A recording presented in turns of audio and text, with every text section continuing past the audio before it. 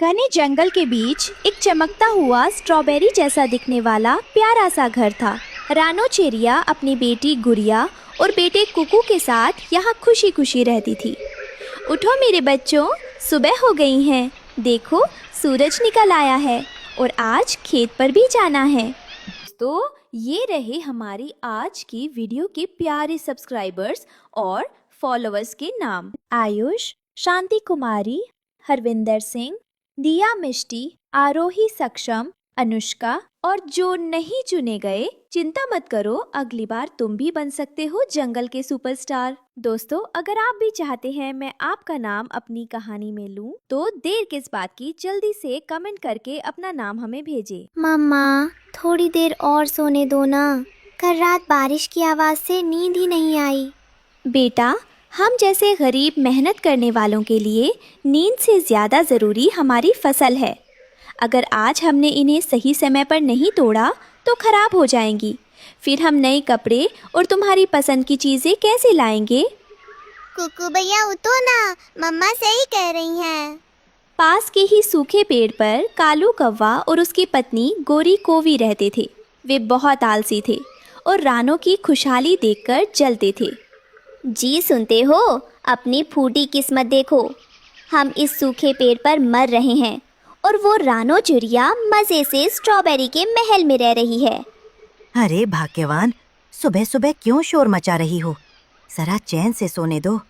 खाक सोगे। देखो रानो के बच्चे कैसे सज धज कर खेत जा रहे हैं, कुछ करते क्यों नहीं? बात तो सही है गोरी, वो चिड़िया रानी बनी बैठी है और हम मजबूर। पर आखिर कब तक? मजबूर नहीं, बेवकूफ़ हैं हम। अगर वो घर हमारा हो जाए तो ऐश करेंगे। फिक्र मत कर गोरी, मैं ऐसी चाल चलूंगा कि रानो अपने बच्चों को लेकर खुद घर छोड़कर भागेगी। अब वो स्ट्रॉबेरी का घर हमारा होगा। कालू तालाब के किनारे गया जहां उसका दोस्त करक केकड़ा रहता था। तीनों ने मिलकर रानो को डराने की योजना बनाई। ओ कड़क भाई, जरा बाहर तो आओ, तुम्हारे लिए एक बड़ा काम लाया हूँ।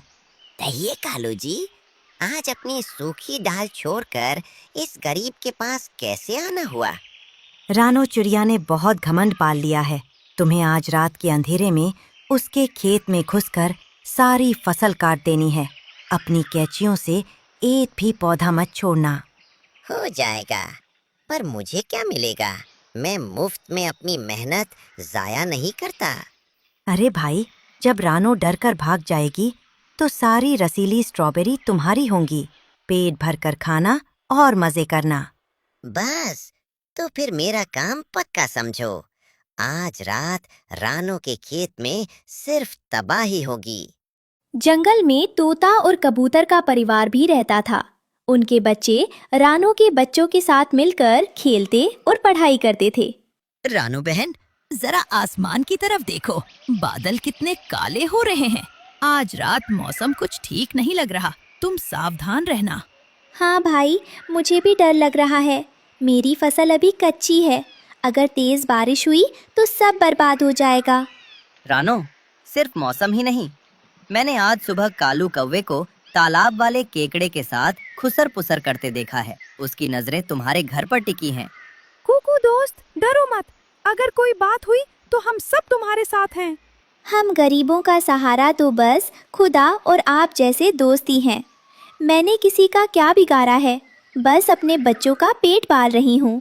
तुम फिक्र न करो बहन, हम सब सतर्क रहेंगे। अपने बच्चों को आज घर के अंदर ही रखना। रात के अंधेरे में केकड़ा चुपके से रानो के खेत में घुस गया और अपनी कैंचियों जैसे हाथों से स्ट्रॉबेरी के पौधों को काटने लगा। मम्मा, बाहर से कुछ अजीब आवाजें आ रही हैं। हे भगवान, मेरी सारी मेहनत बर्बाद हो रही है। सुबह होते ही रानो रोने लगी, लेकिन तभी उसके दोस्त तोता और कबूतर अपने बच्चों के साथ वहां पहुंच गए। रो मत रानो, हम सब मिलकर दोबारा पौधे लगाएंगे। हाँ मम्मा, हम हार नहीं मानेंगे। जब रानो खेत में काम कर रही थी, कालू और गोरी कोवी ने रानो के स्ट्रॉबेरी वाले घर के दरवाजे पर ताला लगा दिया और अंदर बैठ गए। अब ये घर हमारा है, तुम कहीं और जाओ। जाओ, अब यहाँ कोई जगह नहीं है। रानो के बच्चे बेघर होकर पेड़ के नीचे बैठ गए, लेकिन उनके दोस्तों तोता कबूतर के बच्चों ने उन्हें सहारा दिया। दोस्त, तुम डरो मत, हम तुम्हें अपना खाना बांटेंगे। हमें अपना घर वापस चाहिए, वो हमारी मेहनत का है। रानो ने तालाब के पास जाकर केकड़े से बात की और उसे अपनी दुख भरी कहानी सुनाई। केकड़े भाई, तुमने मेरी फसल तो काट दी, पर क्या तुम्हें पता है कि तुमने मेरे बच्चों के मुंह का निवाला भी छीन लिया है? मैं तो बस कालू के कहने पर अपना फायदा देख रहा था। भाई, हम गरीब मेहनत करके अपना पेट पालते हैं। मेरे बच्चे भूखे पेट सो रहे हैं। क्या तुम्हें नन्हे बच्चों को रोता देख खुशी मिलती है? याद रखना, मेहनत का फल मीठा होता है, लेकिन चोरी और धोखे का फल कभी सुख नहीं देता। रानो बहन, मुझे अपनी गलती का एहसास हो गया है। मैंने बहुत बुरा किया। शायद मैंने बहुत गलत किया और अब मुझे इसे सुधारना होगा। अचानक आसमान काला हो गया और तेज तूफान आने लगा।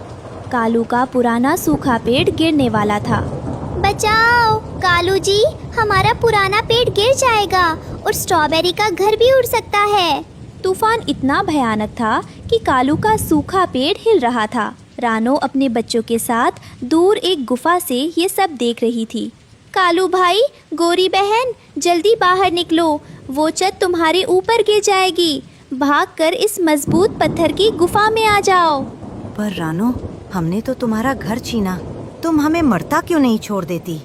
दुश्मनी अपनी जगह है कालू भाई, पर जान बचाना सबसे बड़ा धर्म है। जल्दी आओ, मेरे बच्चों का हाथ पकड़ो।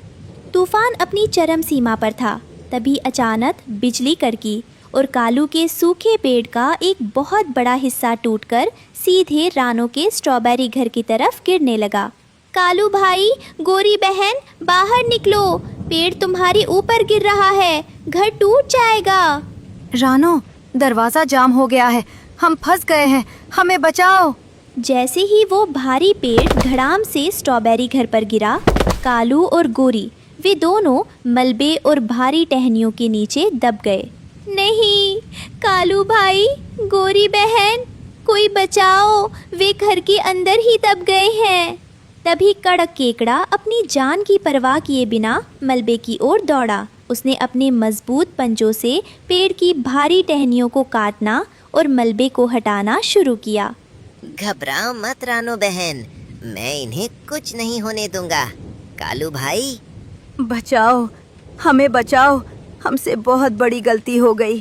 केकड़े ने अपनी पूरी ताकत लगाकर कालू और गोरी को मलबे से खींचकर बाहर निकाला। केकड़ा उन्हें अपनी पीठ का सहारा देकर धीरे धीरे रानो की गुफा तक ले जाने लगा। रानो बहन, ये रहे आपके गुनहगार।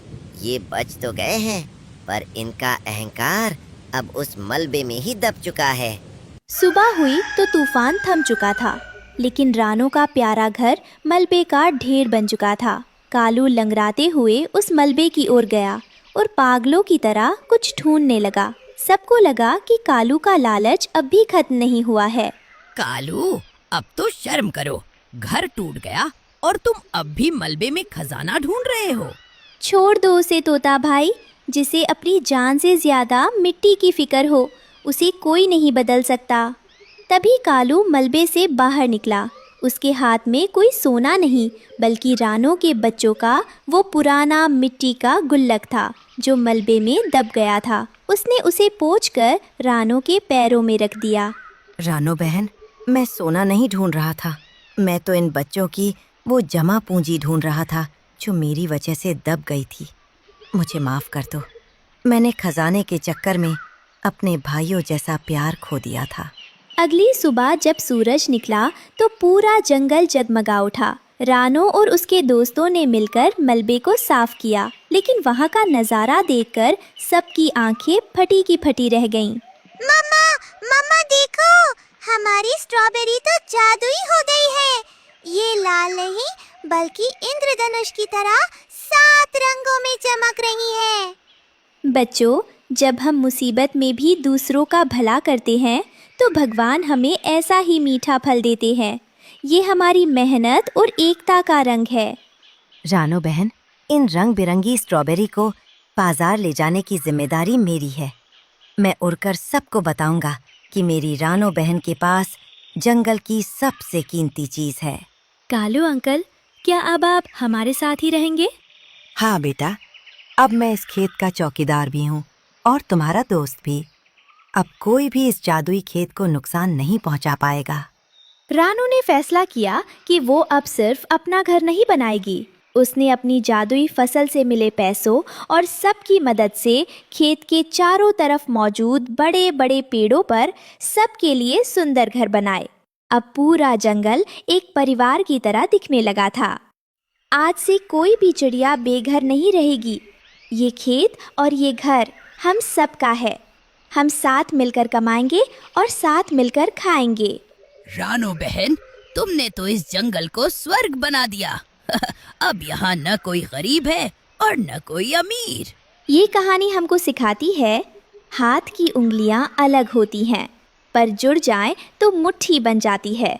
नेकी कभी बेकार नहीं जाती। रानो का दोस्ती नगर अब पूरे जंगल में मशहूर था। कालू कौवा ईमानदारी से रखवाली करता था, लेकिन दूर पहाड़ों पर रहने वाले क्रूर गब्बर गिद्ध की नज़र उन चमकती जादुई स्ट्रॉबेरी पर पड़ गई। ऐसी चमकती स्ट्रॉबेरी, अगर मैं इन्हें खा लूं तो मैं पूरे जंगल का राजा बन जाऊंगा। कालू तो मेरा गुलाम है, वो मेरा रास्ता नहीं रोकेगा। हुजूर, पर वहाँ तो सब एक साथ रहते हैं। एकता को तोड़ना मुझे अच्छे से आता है। रात के समय गिद्ध चुपके से कालू के पास पहुंचा और उसे अपनी डरावनी आवाज से धमकाने लगा। कालू, सुना है तू अब रानो का नौकर बन गया है। अगर कल रात तक तूने जादुई स्ट्रॉबेरी का रास्ता साफ नहीं किया तो मैं तेरे और गोरी के घर को तबाह कर दूंगा। नहीं हुजूर, अब मैं बुरा काम नहीं करता। रानो मेरी बहन है। तो फिर मरने के लिए तैयार रह। अगले दिन रानो ने देखा कि उसकी जादुई स्ट्रॉबेरी काली पड़ रही है। गिद्ध ने चुपके से खेत में जहरीला धुआं फैला दिया था। अरे, ये पौधों को क्या हो गया? इनकी चमक कहाँ गई? रानो बहन, ये किसी साधारण बीमारी का काम नहीं है, ये किसी दुश्मन की चाल है। तोता और कबूतर ने सलाह दी कि पुराने बरगद के पेड़ पर रहने वाले ज्ञानी उल्लू बाबा ही इस मुसीबत का हल बता सकते हैं। मम्मा, मैं भी साथ चलूंगा। हमें अपने खेत को बचाना होगा। रानो और उसके दोस्त डरते डरते उल्लू बाबा के पास पहुंचे। उल्लू बाबा अपनी बड़ी बड़ी आंखों से उन्हें देख रहे थे। तो रानो चिड़िया यहाँ आई है। रानो, मदद तब मिलती है जब दिल साफ हो। क्या तुम अपने दुश्मन कालू को बचाने के लिए अपनी जान जोखिम में डाल सकती हो? हाँ बाबा, कालू अब मेरा भाई है। ठीक है, ये लो सच्चाई का पानी। इसे खेत में छिड़क देना, सारा जहर खत्म हो जाएगा। पर याद रहे, गिद्ध बहुत ताकतवर है, उसे सिर्फ दिमाग से हराया जा सकता है। रात को गिद्ध खेत पर हमला करने आया। कालू ने हिम्मत दिखाई और रानो के आगे खड़ा हो गया। गब्बर, तुम हमारे खेत को नहीं छू सकते। हम सब एक हैं। तुम छोटे पक्षी मेरा क्या बिगाड़ोगे? गिद्ध जैसे ही झपटा, केकड़े ने जमीन के नीचे से गिद्ध के पंजों को पकड़ लिया और तोता कबूतर ने उन पर हमला कर दिया। गिद्ध हड़बड़ा गया और वो जमीन पर गिर पड़ा। रानो ने उल्लू बाबा का दिया हुआ जादुई पानी खेत पर छिड़का, जिससे स्ट्रॉबेरी फिर से चमकने लगी।